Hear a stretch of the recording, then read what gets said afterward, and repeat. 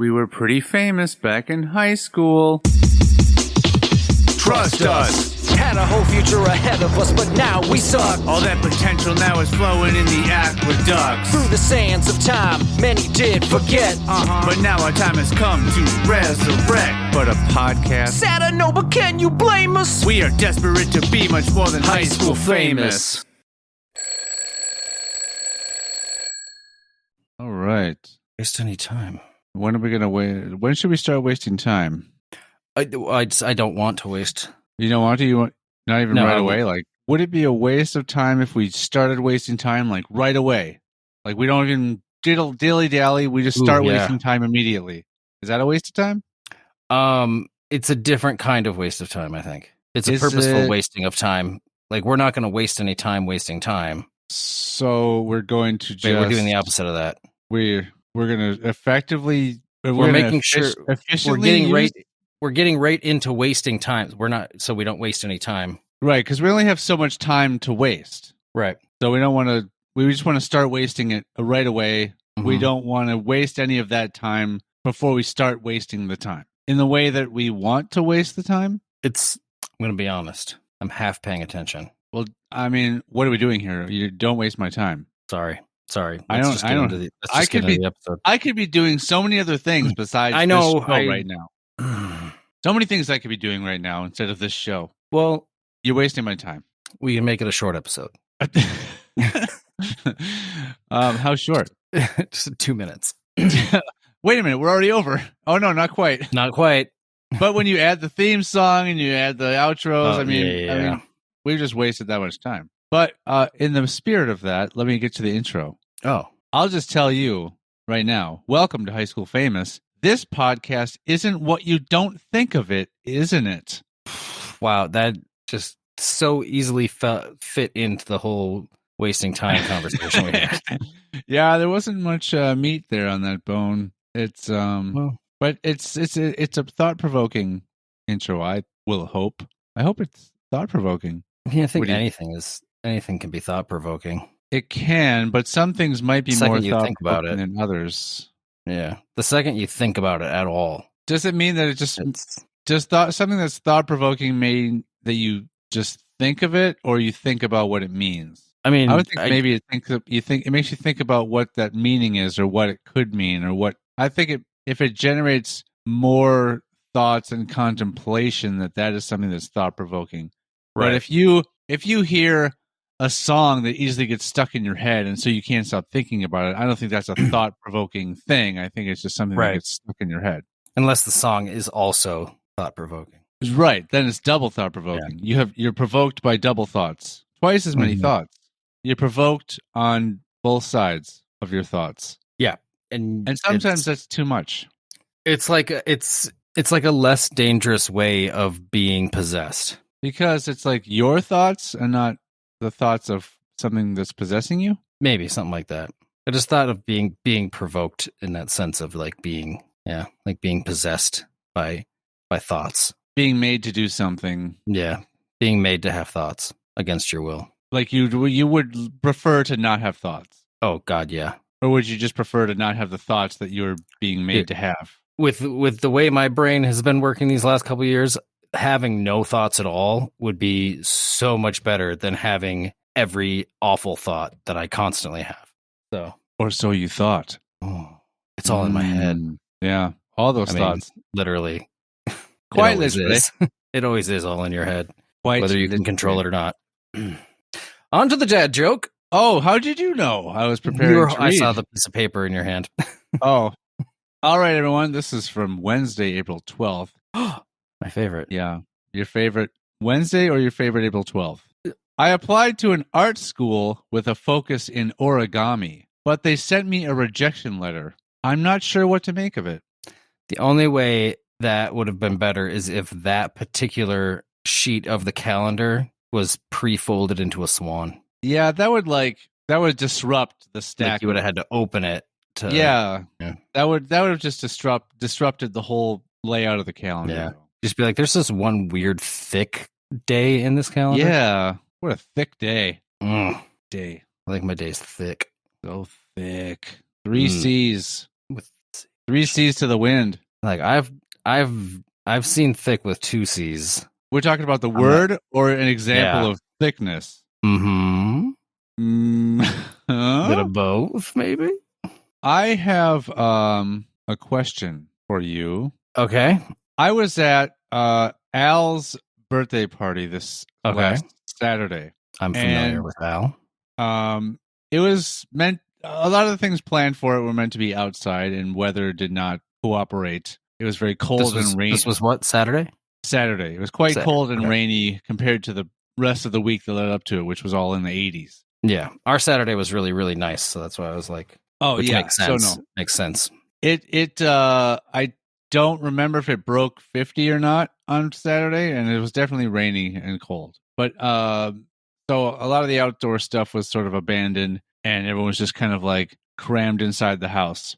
But I obviously spoke a little bit with Al's mom, who I guess at first thought I was their neighbor, and didn't recognize that it was me. What's happening? Go ahead. What's happening back there?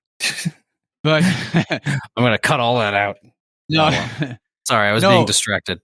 Yeah, no, I guess my beard was distracting, or it confused her and made her think I was the neighbor and not who I am. But then once someone pointed out that it was me, she was like, "Oh my God, I can't believe it! It's him." She, I guess, it was like a substitute para for the school district way back in the day. Okay. And she had mentioned that she had remembered something about me, and that was my writing. And there was something that like your penmanship, or your like the things I wrote, like the things, not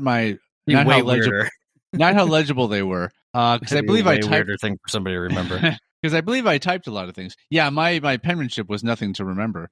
But she mentioned that there was something that Barb Larson had used of mine as an example for her class. Okay. And I know that for creative writing, we had Prody. Correct. And we did not have Larson for any writing. We had for her for history of drama. So my question for you was there anything in Larson's class that we had to write? Did we have to write anything for her class? I thought it was all stage stuff.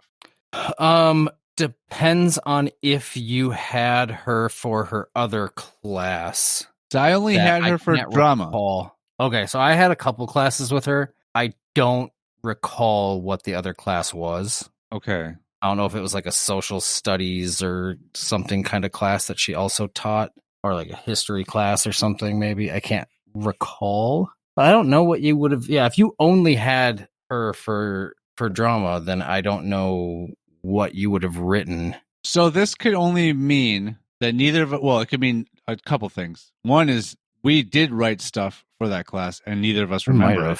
Or maybe it's something I wrote for Prody's class, and they maybe shared things with each other, and this is something that she just chose of mine from Prody's class that she liked. I have no idea. Did she give you any sort of reference as to what it was? No, she couldn't remember what it was, and I'm like, I have no idea. I remember your writing, though I don't know what I remember about it. Well, I mean, it was over 20 years ago. She just, I think what But still, what a weird thing to bring up of like, yeah, well, like, hey, I remember there was a thing. Your writing was really cool. I don't remember what it was though, but your writing. But man, it was awesome. I wish you could do more of whatever it was that you did that I can't recall. And clearly, it's made an impact on me because I don't remember any of it. Do you? Is that your Trump impression? That's my that's Mrs. Bai. That's her. Oh, okay. That's my impression of her. So anyway, you thought that sounded like Trump? It had essence of Trump in it. Oh. It was Trump adjacent. I guess I don't know that I've ever, aside from maybe a goofy sort of, I think everyone tries to do a walk-in at some point, or a very parodied version of some celebrities like that. But other than that, I don't think I've ever made a serious attempt at imitating anyone like a celebrity that I can recall. I don't think that's my bag. It's not in my bag of tricks to imitate someone. I don't know if I've really done that much either. I've only heard you imitate a rhinoceros with dry skin, and that's it. I'm not going to ask you to do it now. Don't worry. I'm not asking that. But I'm just saying that's the only thing I've heard you imitate. Is it an impression as much as it is what I think What it you would gonna sound say? like if it could also talk Yeah, I suppose. and spoke English. And spoke English, which all things should do. All things, not necessarily all people, right? Just all things. All things. Okay. I mean, people are things, so I guess they Right. fall into that category. Exactly. People, play, or what is it? Claim Well, what are the nouns again? People, places, person. things, or ideas. Or ideas, I guess. Yeah, they added ideas into it But at so one point. if a person is separated from things in the list of nouns, is a person a thing, or is a person just a person as far as nouns are concerned? I mean, I think a person still can fall under the realm of things because a place can be a thing. Well, it says a noun is a person, place, thing, or idea. So yeah, an idea can also be a thing. I mean, they can all be things, but not all things can be ideas, places, or people. So I think that's why things is also listed separately. So why isn't nouns just categorized as things? If people and places are also things, why separate them in the list of nouns? I think it's more so for the people that just like don't get it. So you have to like kind of spell it out. Yeah. Well, what if they're it's person, place, thing, or things such as, and then they just list thousands of things for those that need it spelled out, which include people and places and ideas. But the people who need it spelled out like that probably maybe wouldn't catch on to that. Right. They probably wouldn't notice that. Hey, wait a minute. That thing you said is not just a thing, is it? Oh, it's a place too. It's where I like to place that thing. Which impression was that? Who was that? Nobody. Oh, I think I just no. Character is that a character you're working on? No, it's a voice just came out of nowhere. I just did it. It's a character I do called Idiot Guy. Hey, that thing's not just a thing; it's a place I like to put my thing. I think it's a place I like to put my thing. At least it's not a Southern accent. Yeah, that'd been too easy. Yeah, it was more of an indiscernible anywhere American accent. It could be kind of anything. It was just a all around Joe average idiot from any part of any states, United States. From any I'm from any states, United States. Mm-hmm. More specifically, indiscernible anywhere. Well, Matt, these thoughts you've been having over the last couple of years, have you ever thought about seeking any type of like have you ever thought about not thinking those thoughts? Have you ever thought about not thinking those thoughts? Just stop it. The best advice you can give anybody who's having mental health issues. Could you just maybe don't have those thoughts? Maybe don't feel bad. Why don't you just stop and like think about make yourself happy? Why don't you just like me? Just I'm happy all the time. Have your thoughts be happy ones, like mine. You want some of my thoughts? I can give you some. Is this happy guy character now? Hey, just Sean's full of characters today. I can loan you some of my thoughts. They're all happy ones. I can loan you some of my thoughts. They're about the bunnies and the unicorns and rainbows. Why are those things like just labeled as happy or nice or pleasant things? We don't know what a unicorn. Have you ever seen a sad rainbow? I've never seen a rainbow. Even though they're always frowning. Emotion. I've never seen rainbows are always frowning, Sean. All the rainbows I've seen. How can rainbows be happy when they're typically like around surrounding rain and bad weather? And they're always in the shape of a frown. Yes, Yep. That's what I was. I got it. You just didn't acknowledge it. I didn't. No. Which character is this now? Guy who doesn't acknowledge his friend's quip on rainbows? It's a weird, very specific character, Sean. It's a very specific character. I think that's just me. I'm just that guy. I'm not doing a character. That's just who I am. I hate acknowledging quips on rainbows. And if you were, someone who thought things effectively, you would know that a rainbow is a ring. And therefore, but you very rarely do you see the bottom half of a rainbow. There's no bottom half. Well, you don't see the full ring. You usually only see that's only if you're in upper space. Portion of the ring. You see the full ring if you're in space. There's other places where you can see the full ring. You just have to be there has to be like a valley that it's kind of. Oh, really? Yeah. I've seen like photos of a full ring of. Oh, I have not. Oh. Which end had the pot of gold? Where was that? It was you could never get to it because it was just constantly spinning or super quick. What if a rainbow was secretly a unicorn racetrack? It And that's probably is. That's where like the real betting is. Ooh, Unicorn racetrack. yeah, it's a good one. That's a good band name. Band name. It's a good band name. Saw that coming a mile away. It's not a good band name, by the way. We are Unicorn Racetrack. Yeah, it can only be seen in very specific places. I mean, if Unicorn Race If it's was a a track on an album, it would be a Unicorn Racetrack. That would be kind of cool. That would be kind of cool. Yeah, it would be. I think it makes a better song than a band name. Well, it's not super obvious either. Right. No, but that's kind of, that's what you like to do sometimes. You got to like. It's a little hidden. It's a hidden joke. People will kind of get the idea. Yeah. Yeah. Then those are the true fans. It's like how many times me and you have written things in our never finished comic where they're just inside jokes for us that would never read into like we put jokes in the description parts of it that will never read into the actual just comic whatsoever. I'm not sure if it's the same for animation as it is for, say, a live action script, but you like the stage direction type of notes in a script. We would throw in weird jokes in there that don't help guide anyone with how this is to look or where this is taking place. It doesn't help anybody who's actually has to work on doing that stuff. Should this ever be produced? And when it would actually be written or drawn and scripted out on page, those things would not make it. They would only be in the script. No, exactly. So, like unless you're reading the script, these jokes will never be seen. Right. So I think that's a good thing. It's charming. Yeah. And should this ever become something, I think it'd be really refreshing and fun for anyone who enjoys whatever if it gets made. If anyone enjoys it and they happen to like seek out an online like reading of the script, and they'll discover these unseen, like never intended to be seen jokes written in there. They'll know like, hey, these guys really cared about this. We could do jokes that they'll never. What's that?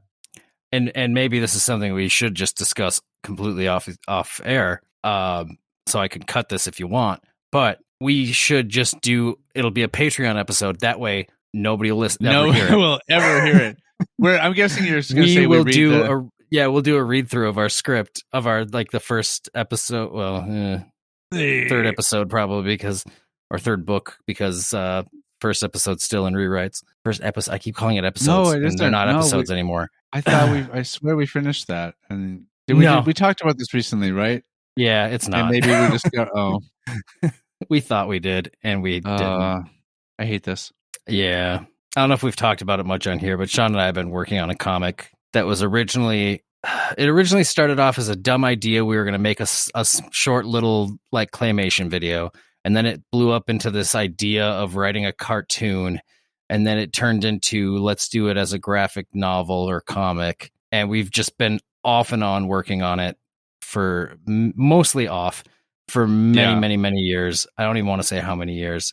Lots of years. Whatever number you're thinking, it's multiply that by 2 to 4.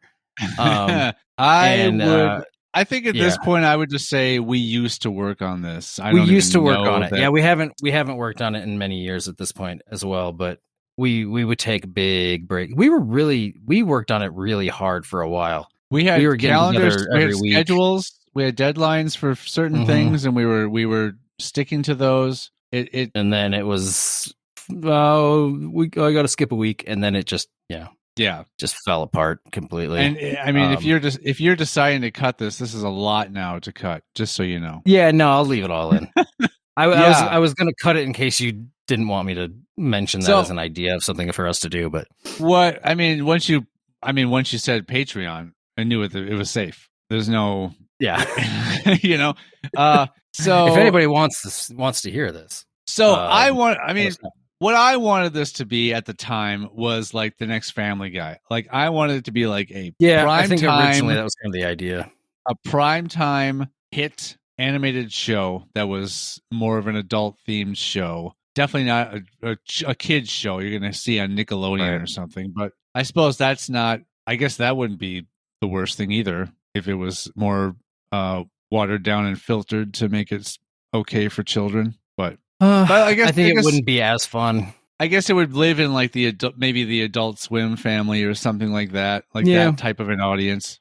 Or even like if it got on like made like a YouTube series or something like that too. You can do that kind of stuff. Yeah. I mean, I think the idea behind it's still good. It's just I think mostly me has been our worst enemy on this thing of just wanting it to become bigger and larger than what it started off to be. So we get in our own way, and we're big time, and we're doing rewrites that nobody's asking for. You know, I say just turn in what you have, and then if they say change something, then change something. But we're just doing it without even being asked. We're making up our own studio notes, or yeah, you know, and it's just bogging us down. Plus, we're so hard on ourselves, and we want it to be like the best thing. Yeah, I think one of our biggest problems, and we can stop talking about this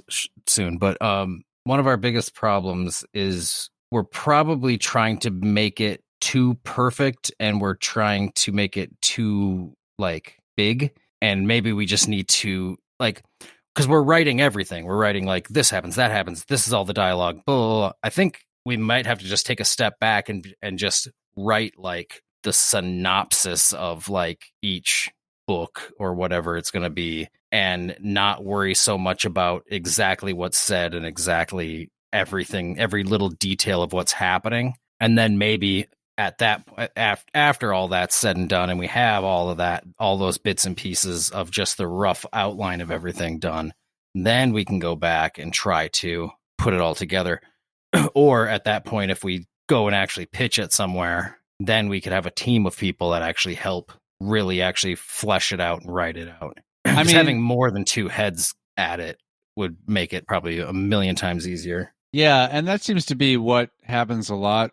You'll get the idea will get what's sold or picked up, or someone's interested, and then you'll assemble like a writer's room that have a team of writers to work on it, and you have your A, B, and C. This is what we want to have happen throughout a season or a series of whatever it is, books, whatever. And you say, we want to get this character from here to here to here, and this character from here to here to here.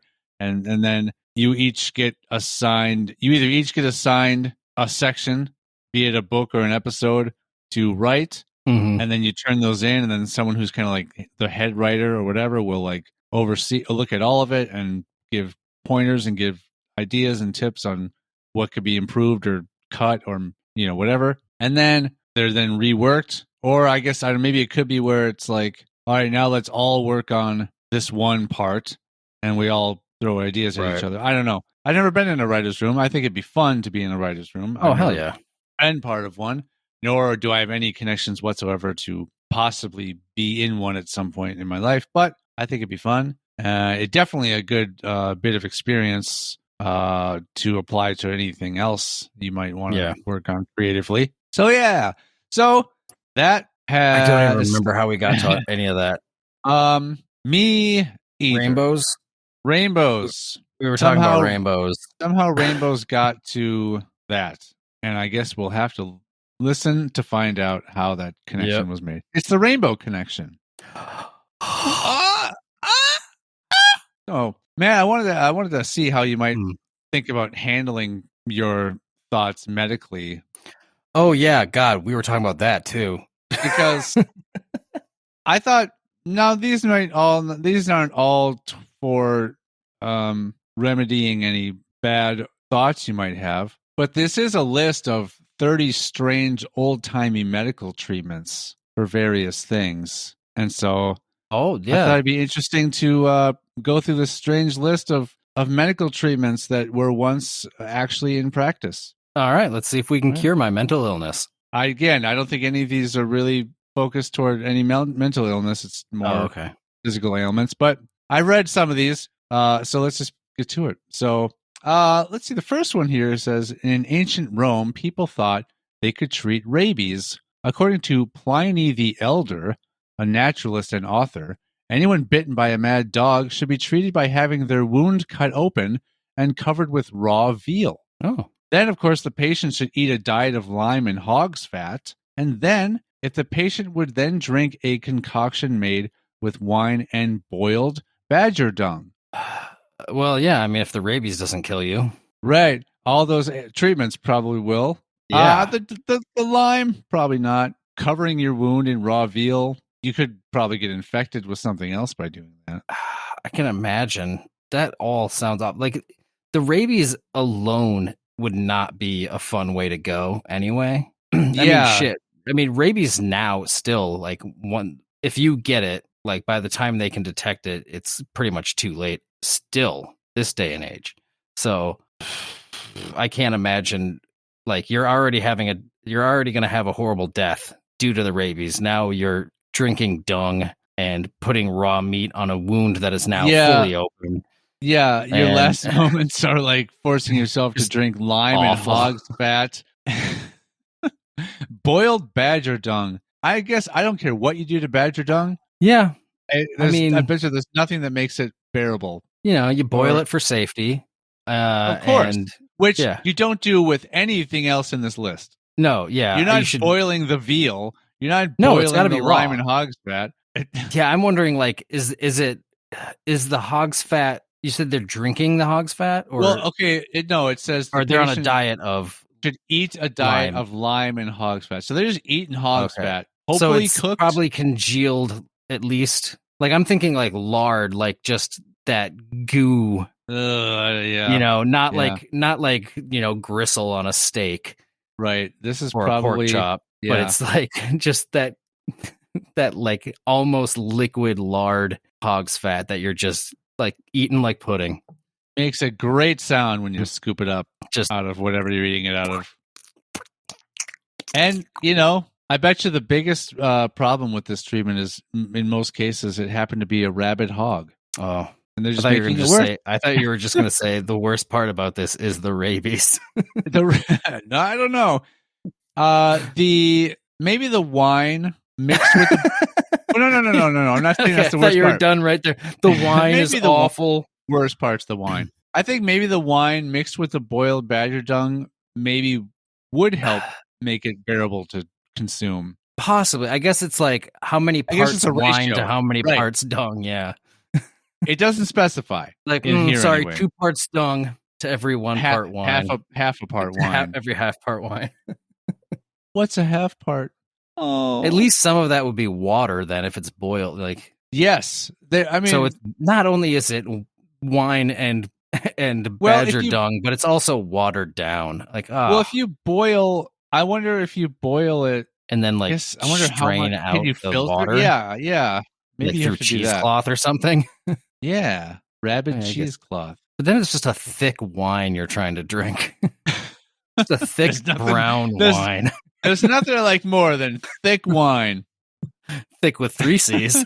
Obviously, yeah, you know it. Ladies. You want some of my thick wine? Enjoy my... Oh, please try that the next time you're at a bar and you're going to try to hit on somebody. Can I offer you some thick wine? It's got boiled badger dung. No. I made it myself. I made it myself with my own dung. In my sex dungeon. Yes. It's only a dungeon because it's deep underground and there's no windows. Yeah. And it's made of stone and you are strung up on chains. It's more of a well. It's more.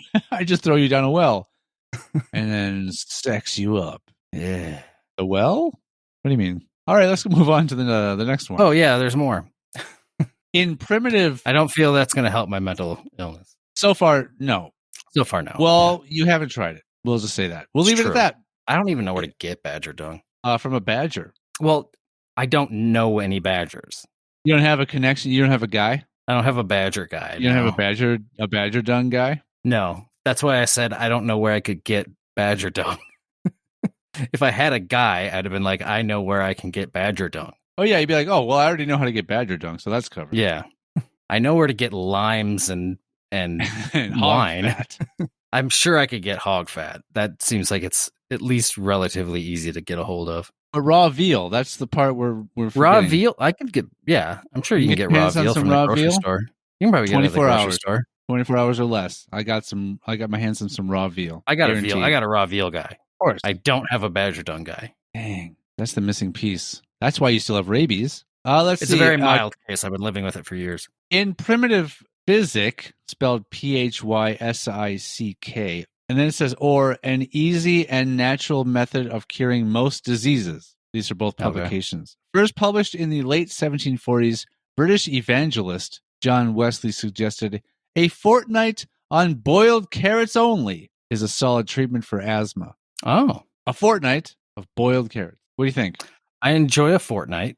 You know, I've never been big on boiled carrots or cooked carrots in general. Like I will eat raw carrots like nobody's business. I don't know why I said that, but because you made it everyone's business.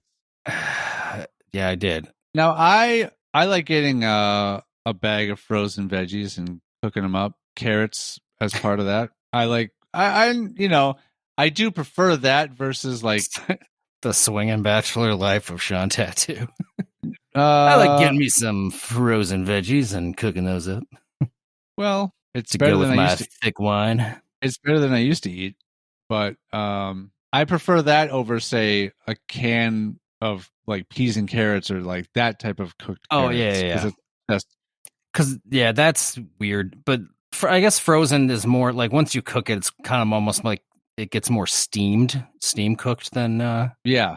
Than boiled. But yeah, I've never really cared for cooked carrots in that sense of just like I don't like carrots when they get mushy. You know, I like raw carrots. I'll eat them raw. Little you dip. get a bag of baby carrots. Yeah, like baby carrots, or I'll even buy just a bag of regular full grown adult carrots.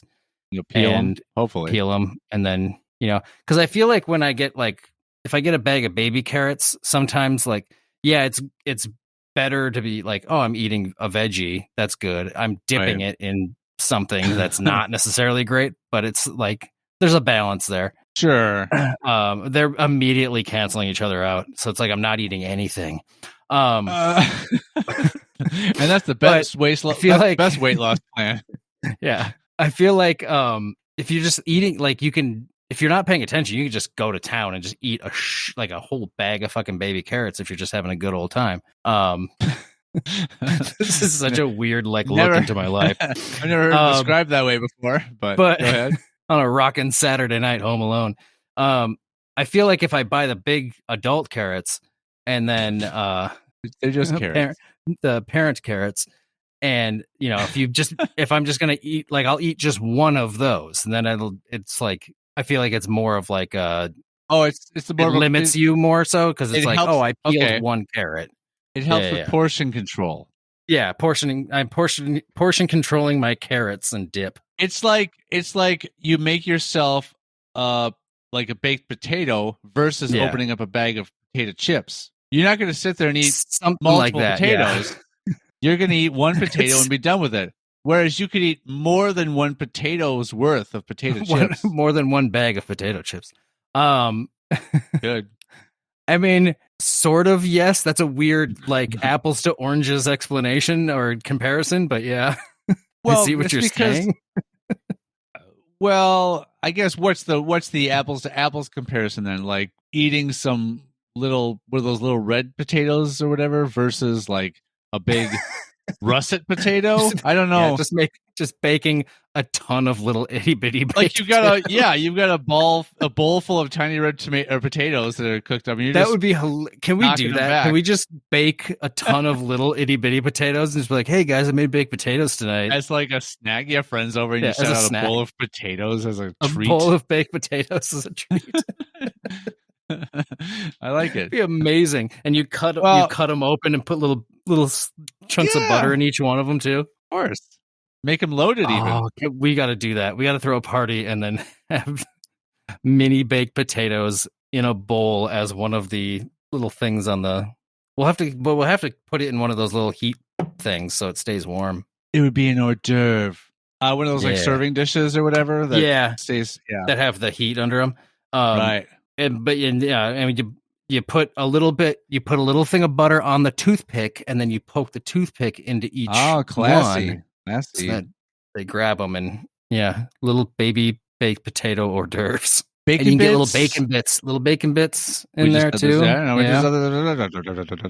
And you can add sour cream if you like, if you want to be unhealthy, and cancel out cancel it out. Healthy potato like you're eating. eating. Yeah, it's like you didn't eat anything at all. Like I'm still hungry for some reason. It's like when you eat sour cream and onion chips. The sour cream is just canceling out the goodness of the chip that you're eating. Yeah, and the onion, all those nutrients. Onion's good. I know, but when it's it's got antioxidants or whatever, right? When it's inside a chip, I don't know. I don't know what is inside the chip. I think it's a coating. It's part of the sprinkled on fucking whatever salt shaker ass coating that they put on it. Sure, that's what it is. Powdery sour cream and onion coating. I guess I don't know. I don't feel like there's a powdery residue on sour cream and onion chips. I don't think it's like a powdery residue, but it's like it's not. I don't know what it's. I don't think it's like baked in it. Well, let's just say it's infused. How about that? It's something. It's potato chips infused with sour cream and onion. I don't think they're infused though, because infused would imply that it's inside.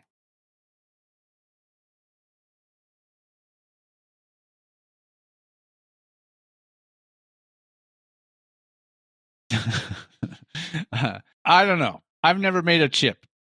I couldn't tell you what goes into it. I've never made a chip I couldn't eat. That too, I guess. Also, I've never made a chip I could eat because I've never made a chip you can't eat. I don't know if I've ever. Yeah, I don't think I've never made a chip. Have I made chips? I think I've attempted to make chips before. I tried to make paper once. I had to make paper once in like kindergarten. I don't think it turned out awful.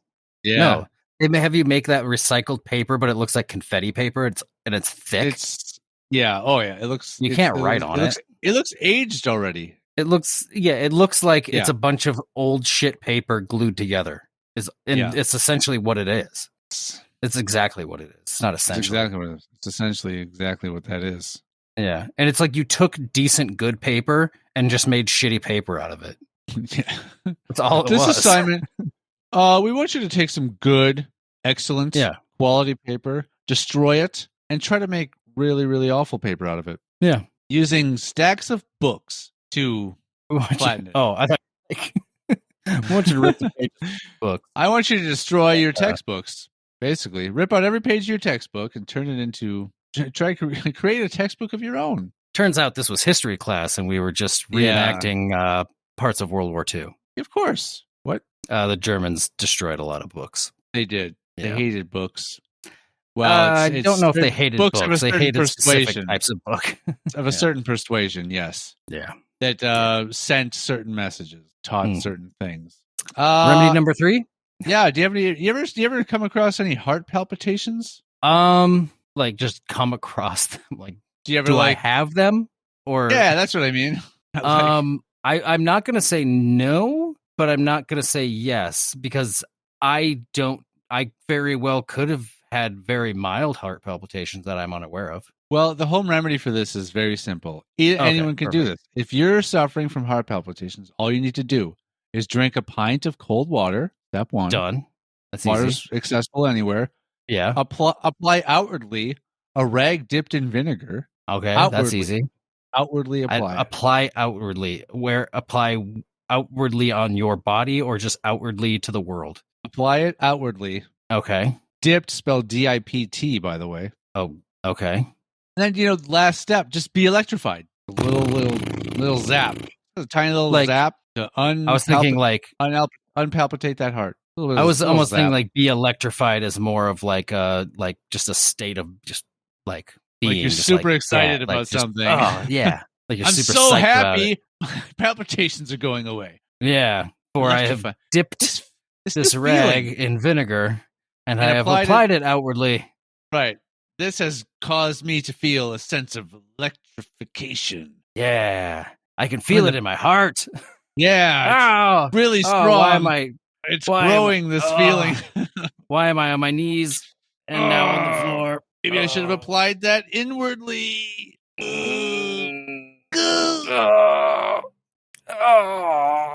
And now you have Vomit. constipation, Die. it seems. Yeah. Well, no. Typically, when you die, you expel all of your fluids. How would that work if you were constipated? What if you died while you were constipated? Like, what if you died because you were constipated and you were pushing too hard and then you had like an embolism? I think that it would probably just hang out in there. Hmm. I know one thing. You wouldn't care. Oh, no, yeah. What That's how I already kind of awful- feel about when I die. I'm like, I don't care. What do I care what you do with me after I'm dead? The way you said it, it sounds like when you do it. Like, yeah, whenever I die. Like Yeah, every when time I- I die, no. casually, Oh, no. occasionally I just die. That's what I think. Similarly, this Wesley fellow who suggested the heart palpitation treatment also suggested that electricity be used for toothaches. Okay, inwardly. Yeah, toothaches to be electrified. The idea of electrotherapy was for, well, it just goes into general usage for electrotherapy a lot, but yeah. Some people just got electrotherapy for general wellness, which is, I Seems guess. like that would have the opposite effect I on know. general wellness. Like, things have been going really good for me lately. Got nothing to complain about. I should probably go electrocute myself. Yeah, I compare it to something like, I feel like once you start going to the chiropractor just to get like your back cracked and all that stuff, Right. that all of a sudden you like have to keep going back because I feel like they did something that makes it so you have to keep coming back.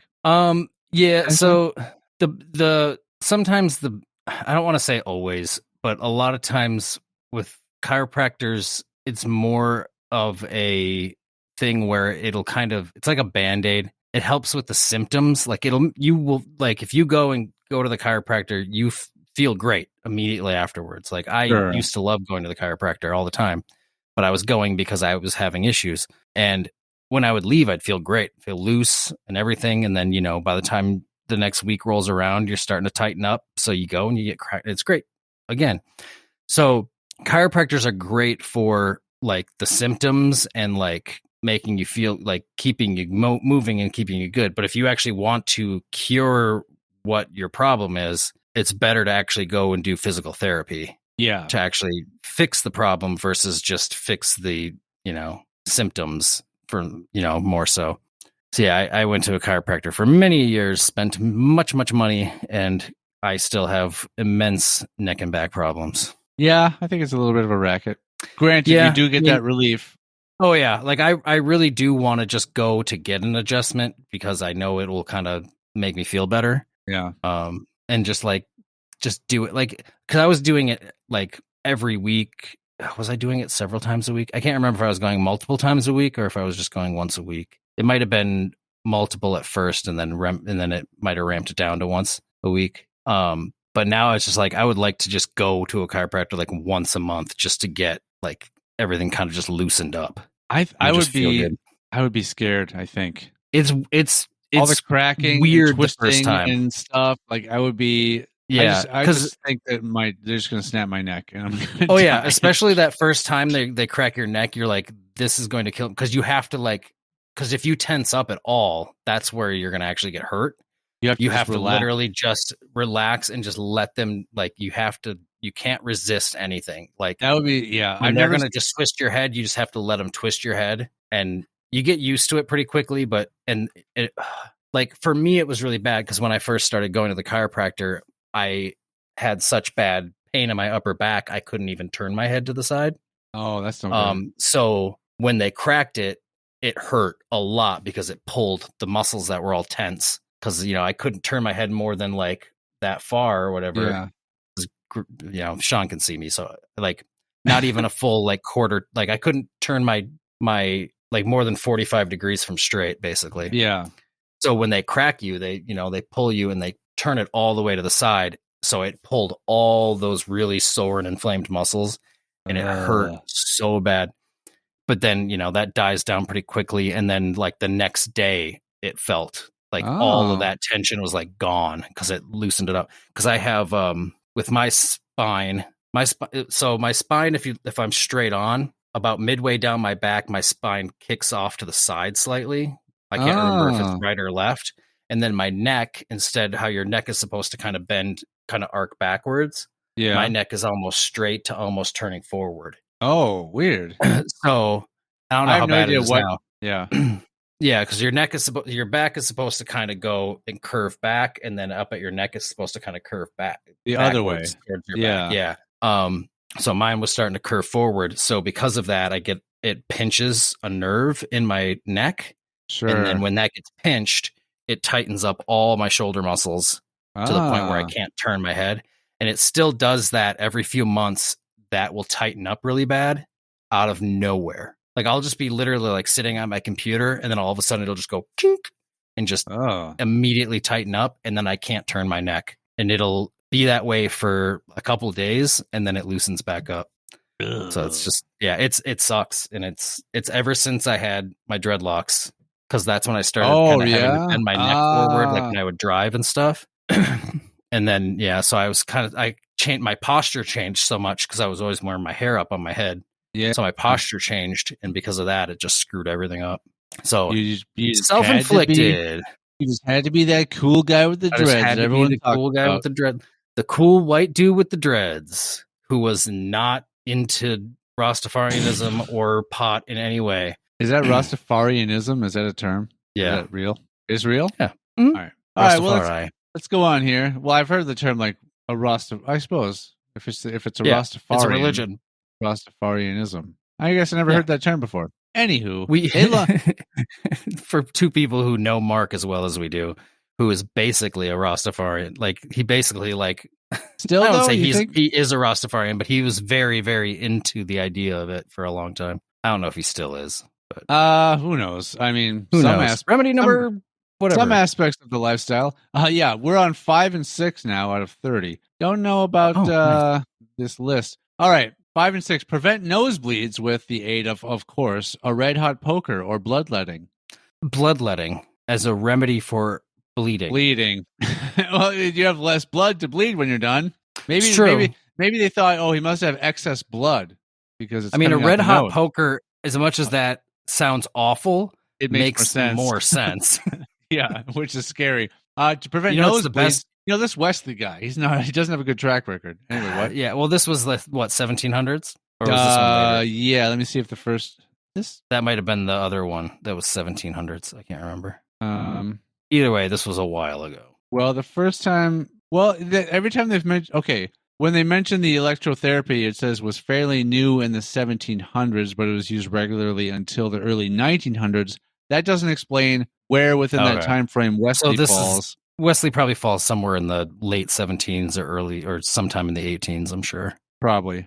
So to prevent nosebleeds, Wesley recommends holding a red-hot poker under the nose or steeping a linen rag in sharp vinegar, burning it, and blowing it up the nose with a quill. Why don't you just shove it up the nose with a finger or a hand?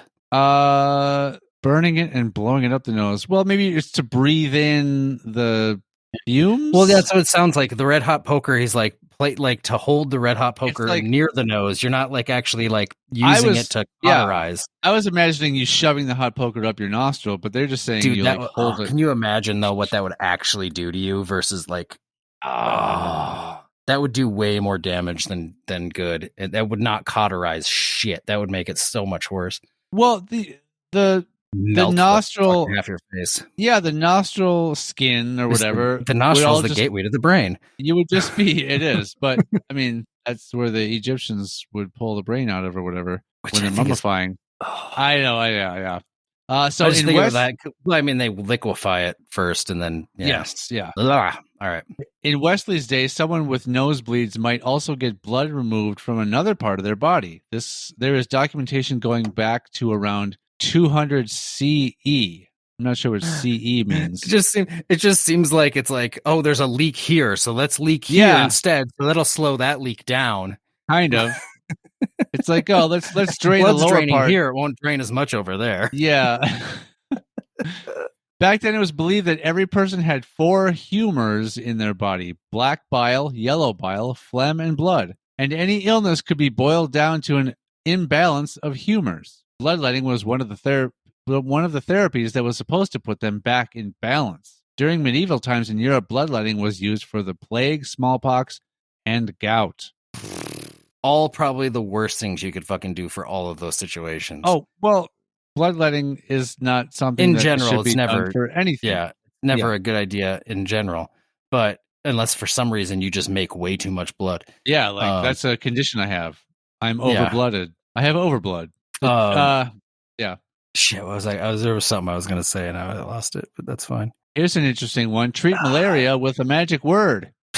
There are a lot of strange historical treatments for malaria, but one of my favorite cures, whoever wrote this, was a magical charm recommended by a Roman physician in the 3rd century CE. Again, the time period CE is mentioned. Do you know what CE means? I don't. I just recently re-looked up BC versus AD. Because I knew I was always getting it wrong. Because the previous one says around 200 CE, and now this next one is 3rd century CE, which would be like, what, the 400s? CE stands for Common or Current Era. Oh. Well, BEC or BCE stands for Before the Common Era. These abbreviations have shortened to BC and AD. Oh. So what is AD? I like how they've shortened to BC, which would still stands for Before Common Era, and AD, which doesn't stand for Common Era. It's isn't AD like Alto Dominion or something weird like that? Anno Domini, which basically means in the year of the Lord. Because I think a lot of people, or it was like commonly misunderstood as like after death. Sure, that's what I thought for a long time. But if you think about it, it doesn't make sense because BC would be like before Christ, but it's really before Common Era. Yeah. Which, I mean, it's kind of both.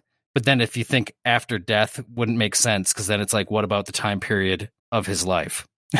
Then there's just this period of time that's untracked. I remember thinking that that's what those stood for, but never thinking about what that meant. If that is what they were, what they stood for. So patients, I like BCE and CE better. Yeah, me too. So right now we're in 2023 CE. That's where we are. I think we need to start referring to it as that. Screw this. Sure. Screw the year of the Lord. Yeah, and like, to counteract all the people today that say we're in 2023 AD, which is nobody. Right. we're fighting against something that doesn't exist. We're just adding. It's very rarely referred to. It's only referred to when you're talking about before in BC, when you're talking about, dinosaurs and whatnot. Anyway, patients were told to write abracadabra. It's not just dinosaurs. That's like thinking way, way before. But there's plenty of time. Well, that's BC, what I think. That's not. There's like if you think of like 300 BC when there was plenty of humans on Earth. But humans didn't come around in year 0. Well, this makes sense, but it also suggests that there's just like last year was before the Common Era. Now we're in the Common Era. Like it's like just cut off by basically a day, which it has to. But it's just weird to think about. No, yesterday was the old era. But it's weird to think about the fact that there was like, because when people do think of BC, obviously you think of like, oh, way back in the day, dinosaurs were obviously part of BC history of the Earth and everything. But it's like there is a long period of time, like thousands and thousands of years, where humans existed where humans existed within BC time periods. So it's just kind of interesting to like think about that because it's like 14,000 BC when these people were doing whatnot. First juggled. Like a lot of the old Chinese dynasties that took place. True. How many thousands of BC years ago? I know when they fought the dinosaurs. Dinosaurs and humans never coexisted. Patients were told to write abracadabra over and over on a piece of paper with one less letter on each line until the letters formed a triangle with just an A at the bottom. Then they had to tie the paper with flax and wear it around their necks for 9 days before tossing it into an east-running stream. If that didn't work, they were supposed to rub themselves with lion fat. That's easy to come by. Of course. I've got a lion fat guy. Yeah. Oh. Don't you? In the year 2023 CE, doesn't everyone have a lion fat guy or an east running? Do you have quick access to an east running stream? Oh, everywhere. There's always They're everywhere. They're I have an everywhere. overabundance of east Listen, running streams. You might say I have an it's east running stream guy. Yeah, you might say it's the equivalent of how much extra blood I have. It's akin You to can that. make a stream I out can of make an all of the east blood you running have. stream of my extra blood. Yeah, and Yeah. I'm sure that stream would contain all my imbalance of humors, and so Mhm. don't go near that stream. You'll acquire some of my humor imbalance Now, what if all you can find is a creek or a river or a brook. or a brook? I know. What do you do then?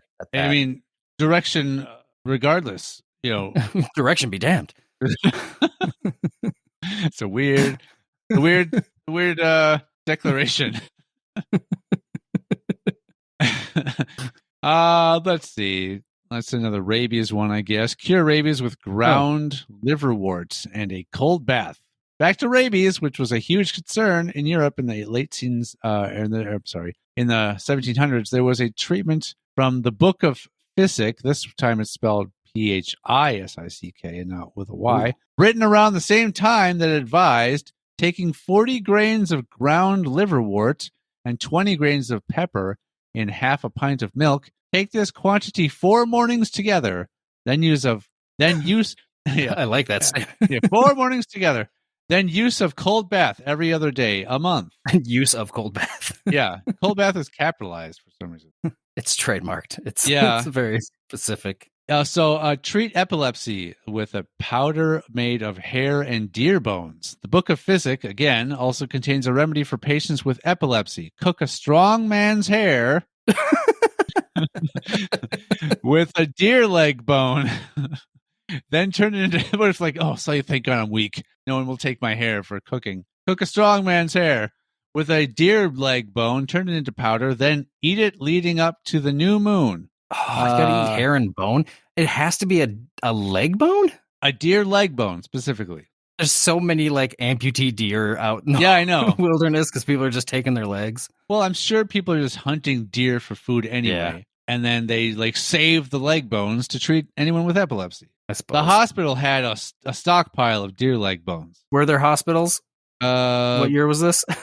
I don't know. It was also from the Book of Physic, which is very old. 1700s, I think. Yeah, I think the Book of Physic might have been some like long running publication where like every year there's a new issue of the Book of Physic with all these remedies like for what else. Grey's Anatomy or whatever. It was like the medical book of the time. Yeah, exactly. So I think that who knows when this version was made. God, I was this epilepsy treatment. I would be curious to like get a hold of just something skim like through that book and just see what else is in there. There's got to be some crazy. I mean, there's probably some really there's probably some stuff in there that's still applied today. Yeah, that was correct. And then just plenty of shit that was just like they thought this was right, but really they were just killing people in really cruel ways. And they just get to say that they practice medicine and they can wash their hands of it and walk away. They were constantly practicing because they were not good at it. Right. In 1743, German anatomist Lorenz Heister wrote down treatment options for Bible cysts, which appear on the hands or wrists. They included strapping a bullet that had killed an animal to the cyst or touching it with a dead man's hand. But one of the treatments he recommended... Like, where do they come up with this shit? Why a bullet that killed an animal? Like, where would they think, like, in what way do they think what properties are on that bullet now? I don't know. Maybe they thought there's Plus, something... that bullet was probably made of lead, which is not going to be good to put on any sort of wound you have. Well, maybe they thought, I mean, because it doesn't specify, though, killed an animal. It could be a bird, it could be a squirrel, it could be a deer, it could be a badger an that you were trying to collect dung from, or a deer you're trying to get legs from. Yeah, exactly. It could be man, the ultimate. It could be man, the ultimate thing to hunt. It is a thing, man. The ultimate noun thing.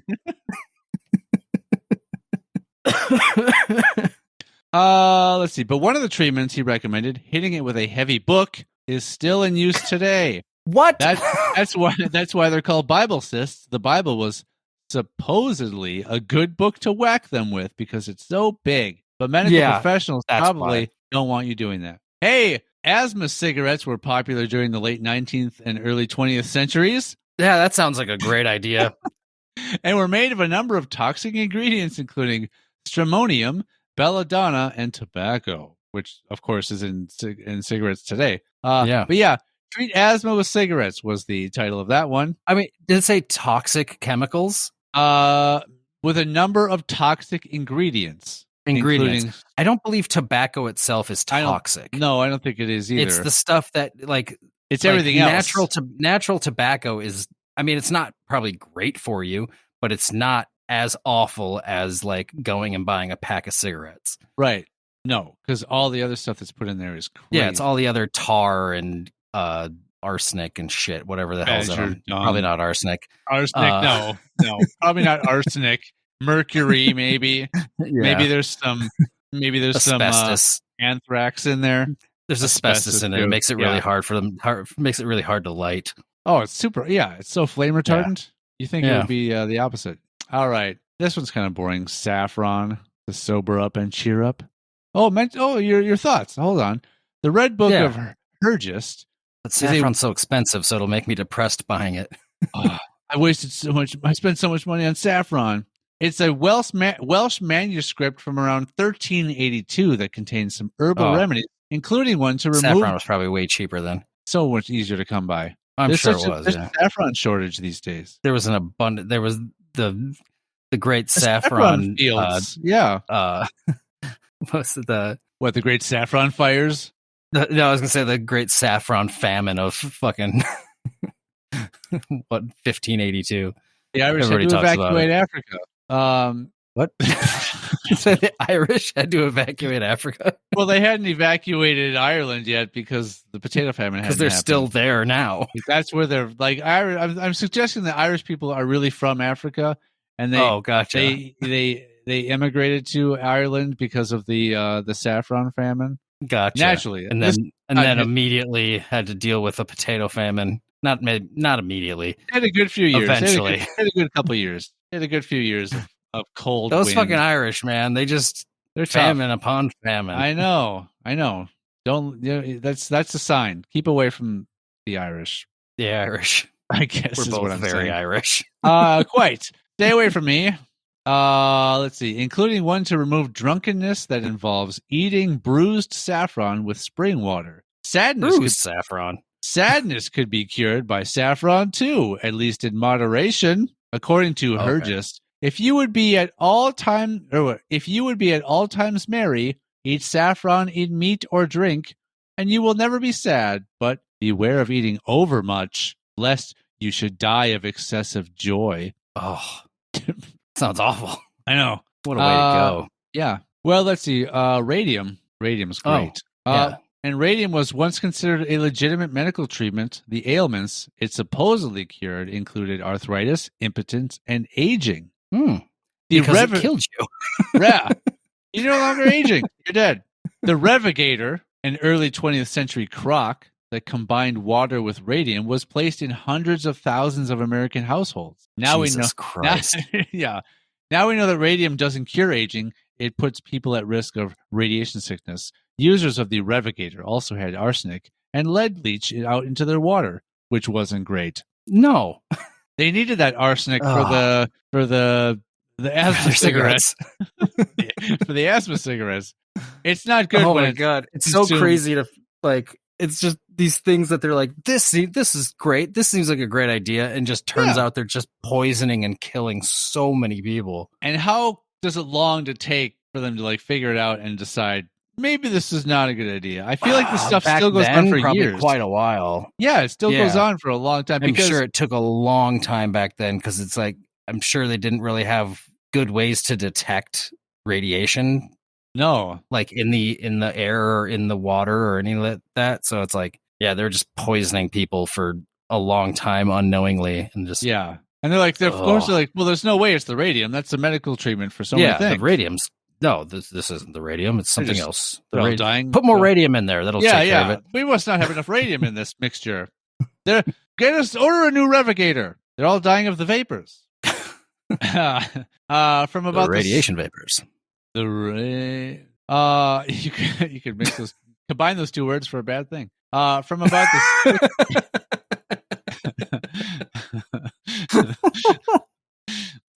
Oh, you don't even have to say it. I know. I almost Well, did. I mean, I guess it's not bad to say they're getting because then Sure.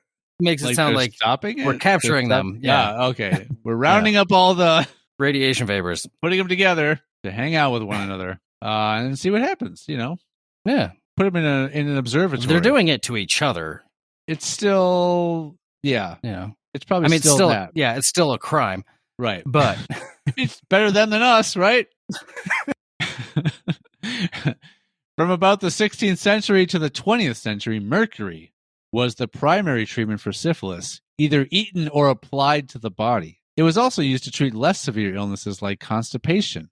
In fact, Lewis and Clark's men consumed so many pills containing mercury chloride that historians and archaeologists can find the places where they camped just based on the mercury content of the area. So wherever they were mad for those, wherever they defecated, they went mad for those pills. Yeah. Blah blah blah blah blah blah. Yeah. By the 18th century, doctors were aware of mercury poisoning, but they continued using it to treat syphilis. They just limited the amounts that were used. Oh, right. Yeah, very safe. There's got to be a safe amount of mercury you can apply to your syphilis. It's a strange sentence. Yeah, it is. But this is something that was probably actually uttered in some point in history. Yeah. Treat hay fever with cocaine. Dr. Thomas. Cocaine was used for a lot of stuff. It was. Yeah. It wasn't it in the original recipe of Coca-Cola? I believe so. Dr. Thomas Jefferson Ritter's Mother's Remedies, over 1,000 tried and tested remedies from mothers of the United States and Canada, published in 1910. That's a long title. Very long title.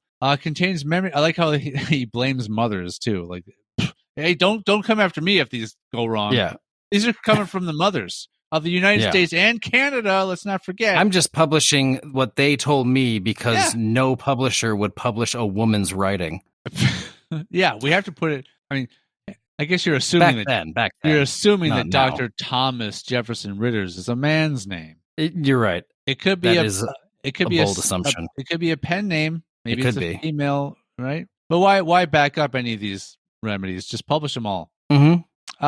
Let's see. Contains many remedies that have been phased out, like the one for hay fever, which called for spraying a quote 4% solution of cocaine up the nose. I don't see anything else. I mean, that would clear out your nasal passages. Yeah, but I don't see anything else that's part of this. Like, what's a 4% solution? What is? I guess like you take however much cocaine you have. 4 parts cocaine to 96 parts water or air, or like what is it? What's the other part? It would have to be a liquid if you're solution spraying it up. It's a solution, yeah. Spraying, you're right. So it is a solution. Yeah. I just like the idea of you take whatever amount of cocaine you have and you take 4% of that. And that's how much you put up your nose. For every 100 pounds of cocaine, you're snorting 4 pounds. Only the rich can afford a sufficient amount of hay fever treatment. Only the rich cannot suffer from hay fever. Let's see. Nobody on Wall Street ever had hay fever. Oh, you check it out.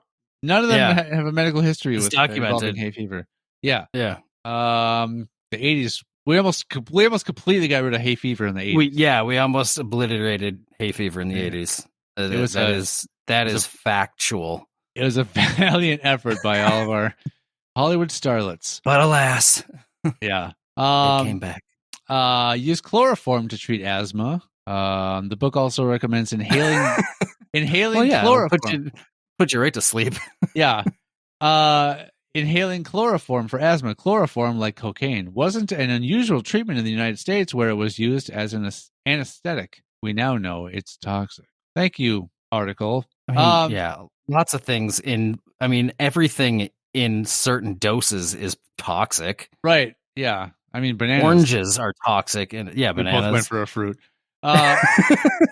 Here's enough of something, it will kill you. Here's another great Dr. Ritter thing. Has an interesting fix for chapped hands. My hands are so chapped.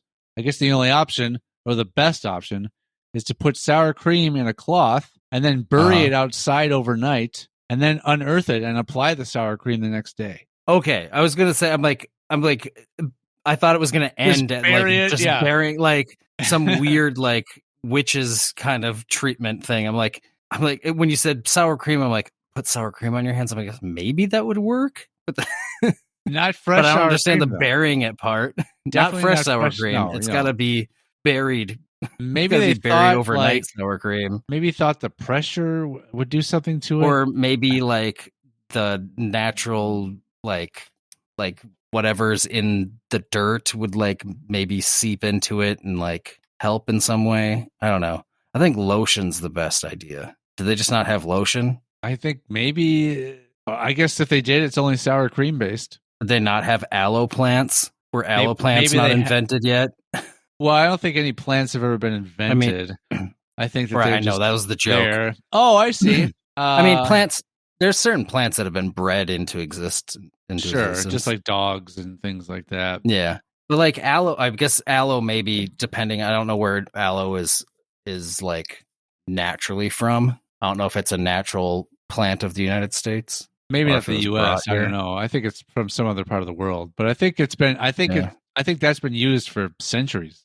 I think aloe's been used. Oh, I'm sure, but it's like that would be just using an aloe plant on your chapped hands would be way better than sour cream that's been buried overnight. Well, not according to Ritter. Well, I think Ritter might be a bit of a quack. Yeah. Call him a duck. Sometimes I think a lot of these doctors from way back in the day. Yeah, doctor.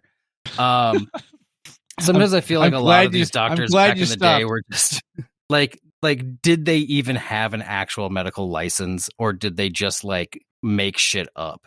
Were they like Dr. Phil's of the world? Ooh, what are you saying? Well, I mean, Dr. Phil used to be a fucking psychiatrist or whatever the fuck, but he hasn't been a practicing one for years, even though he seems to fucking love to still tell people what they should and shouldn't do with their lives.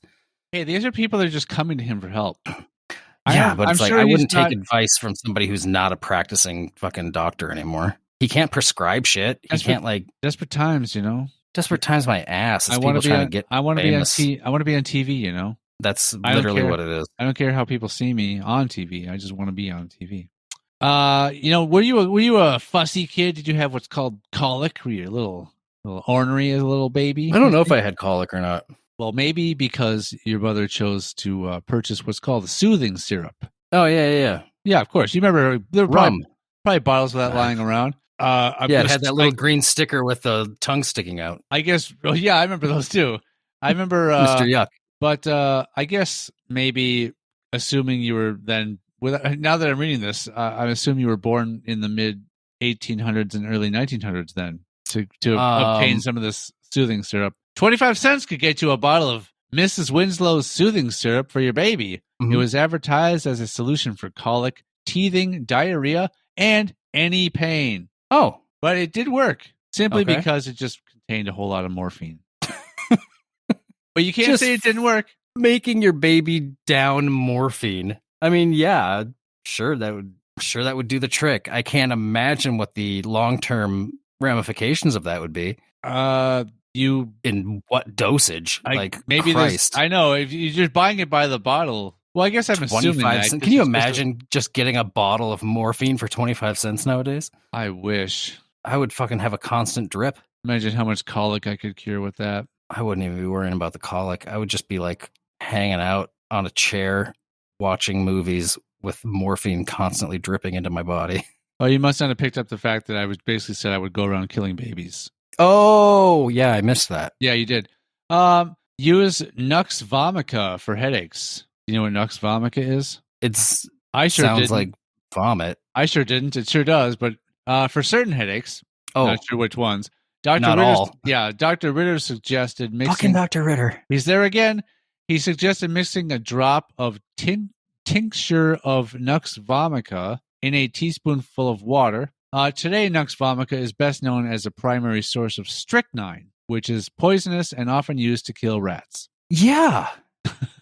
So you just be dripping a little bit of that shit under your tongue every fucking to cure a headache. Yeah.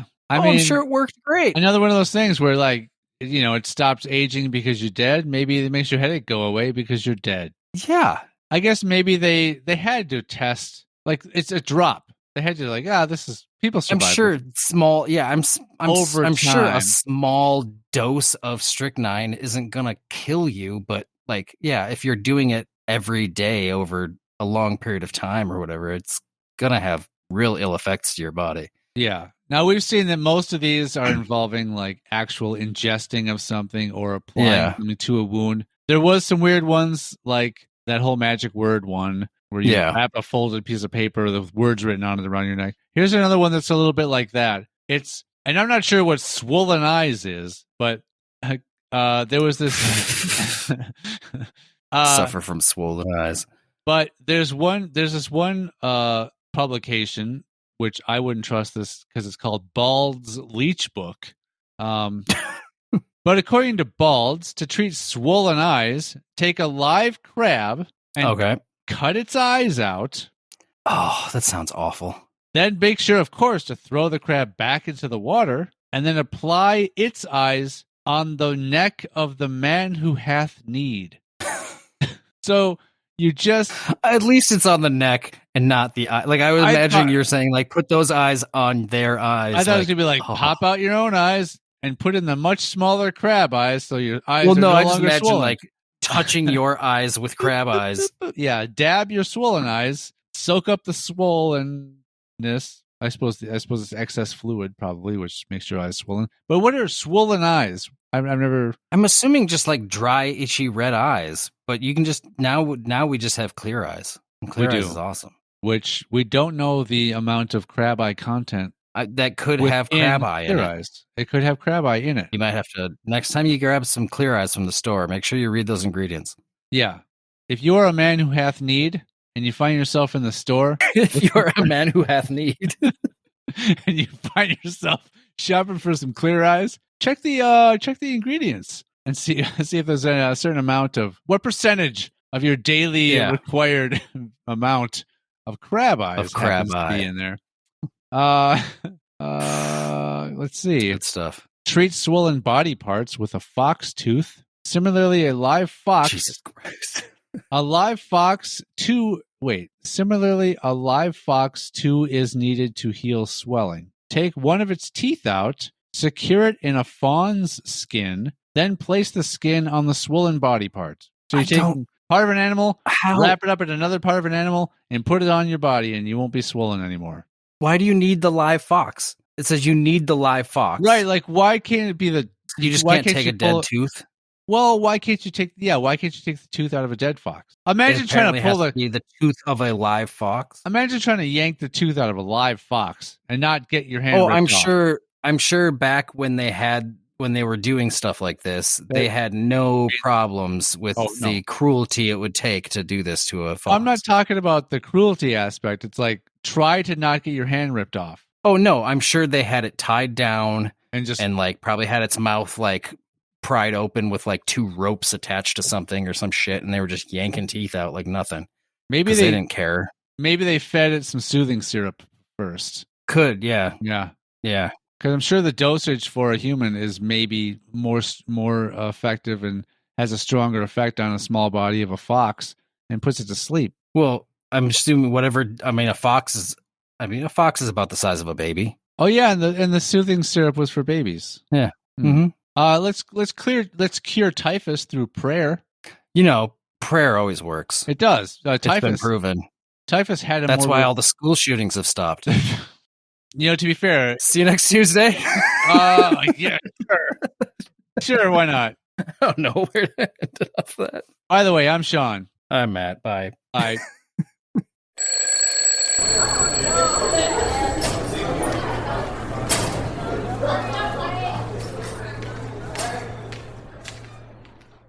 If you have a question, complaint, or threat for Sean or Matt, you can reach us on TikTok, Facebook, Twitter, or Instagram at hsfamouspod, or you can email the show at highschoolfamous@gmail.com. No animals were pleasured during the making of this podcast, despite our best efforts. All hail our Lord and Savior, Thick wine.